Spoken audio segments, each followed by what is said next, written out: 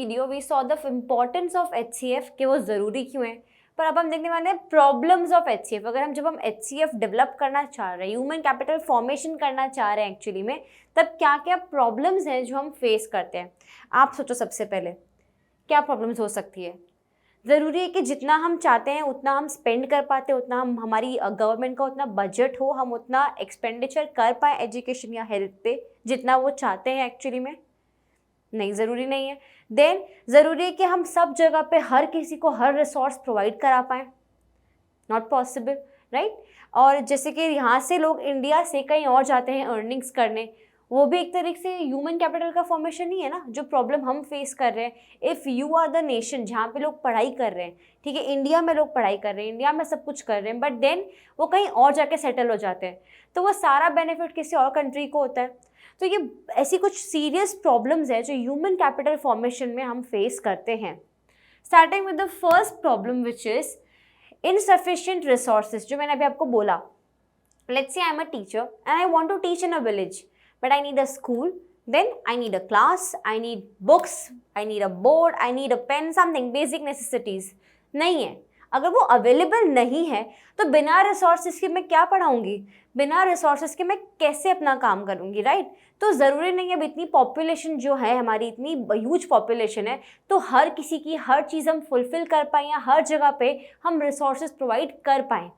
The resources allocated from the formation of human capital have been much less than that of the resources required. अब जितनी ज़रूरत है उससे कम ही allocate होता है, तो सोचो पहुंचता कितना होगा।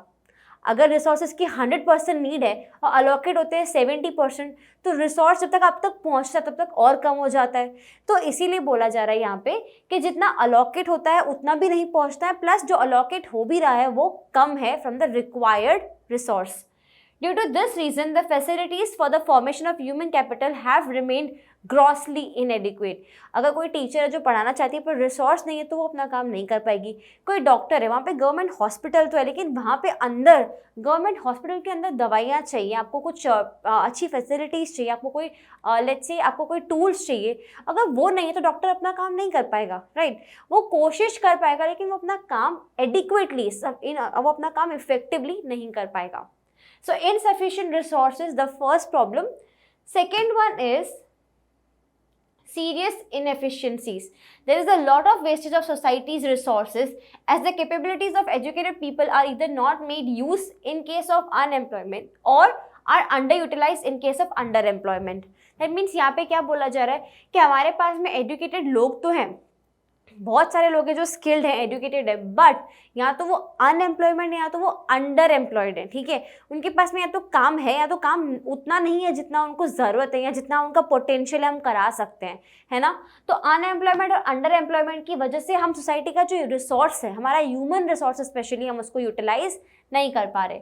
Massive illiteracy, non education of many children and poor health facilities are other inefficiencies which have not been attended to adequately and properly. That means क्या बोला जा रहा है, अभी भी हेल्थ में हम लैक कर रहे हैं, अभी भी एजुकेशन में हम लैक कर रहे हैं, स्टिल अभी भी हम क्या हैं, हम लोग बहुत सारे इलिटरेसी हम फेस कर रहे हैं, नॉन एजुकेशन देख रहे हैं। तो इन बहुत सारी चीज़ों में जो इम्पॉर्टेंट है एक्चुअली, जो टॉप मोस्ट प्रायोरिटी में होना चाहिए, वहाँ पे भी हम लैक कर रहे हैं। So these are serious inefficiencies that we are facing. The next point is brain drain. Brain drain मतलब क्या? People migrate from one place to another in search of better job opportunities and handsome salaries. Why? Why is this happening? People are studying in India. वो यहाँ पे literacy ले रहे हैं, वो यहाँ पे पढ़ाई करते हैं, पढ़ाई करने के लिए इंडिया बहुत अच्छा है, but when it's time to settle they don't want to settle here because they are not receiving those handsome salaries जो वो एक्चुअली डिजर्व करते हैं या जो वो डिमांड करते हैं, राइट। सो पीपल यहाँ से कहीं और जाके शिफ्ट करते हैं। It leads to loss of quality people like engineers, doctors, etc. who have high caliber and are rare in a developing country. The cost of such loss of quality human capital is very high. When you're losing quality people, educated people, trained people, जो actually में काम आएंगे हमारी growth के लिए, हमारे economic development के लिए, when they move from here to some another country, then it's a huge loss for our nation. So this was brain drain. Moving on to next point. The high growth of population. Due to continuous growth of population क्या होता है, resources allocate करने के बाद में भी कम पड़ ही जाते हैं। अगर पॉपुलेशन इंक्रीज होती जाएगी तो गवर्नमेंट क्या करेगी उसमें, अब वो तो जितना रिसोर्स एलोकेट करना चाहिए वो कर रहे हैं, बट फिर भी पॉपुलेशन के इंक्रीज की वजह से रिसोर्स कम पड़ सकता है, उसकी वजह से भी इनएफिशिएंसी आ सकती है। The continuous rise in population has adversely affected the quality of capital. It reduces per head availability of the facilities. Of course, अगर लोग ज़्यादा हैं, गवर्नमेंट ने let's say कुछ allocate किया है according to 50 people, तो वहाँ पे population increase होती जा रही है और next 5 years में population increase होगी वहाँ पे 70 हो गई है, तो of course per head जो facility मिलनी चाहिए वो कम हो जाएगी, पर इंडिविजुअल को जो फैसिलिटी अवेलेबल होनी चाहिए वो कम हो जाएगी। तो due to higher growth of population we are facing many problems. Next is several imbalances. A greater proportion of resources have been diverted towards higher education then which is meant for few people as compared to primary and secondary education. Due to this reason general productivity of the economy has remained low. That means क्या बोला जा रहा है, कुछ resources जो हैं वो हमने आगे के लिए या हायर एजुकेशन के लिए अलोकेट कर दिए, पर हम बेस के लिए तो कुछ अलोकेट कर ही नहीं रहे। बच्चे पहले प्री प्राइमरी में आएंगे, प्राइमरी में आएंगे, सेकेंडरी में आएंगे, उसके बाद हायर सेकेंडरी में आएंगे, तो हमने क्या किया, डायरेक्टली ऊपर इन्वेस्ट कर दिया, नीचे बेस में हमने इन्वेस्ट नहीं किया, जिसकी वजह से भी क्या हुआ है, हमारी productivity of the economy has remained low. Next is lack of proper manpower planning. There is a severe, there is a problem in proper planning कि आप मैन पावर को कैसे यूटिलाइज करोगे।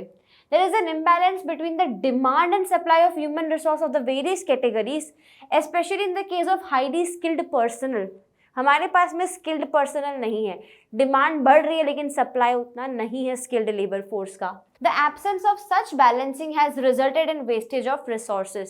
That means let's say people who need job but are not skilled enough, तो उनके पास में job नहीं होगी, वो अनएम्प्लॉयड रह जाएंगे। अगर हमें क्या चाहिए, स्किल्ड लोग चाहिए, तो यहाँ पे क्या होता है ना, हमारे पास में लोग हैं पर उनके पास में स्किल नहीं है, वो अनएम्प्लॉयड रह जाते हैं, तो अगेन हमारे इकोनॉमी में वेस्ट ऑफ रिसोर्सेज हो रहा है।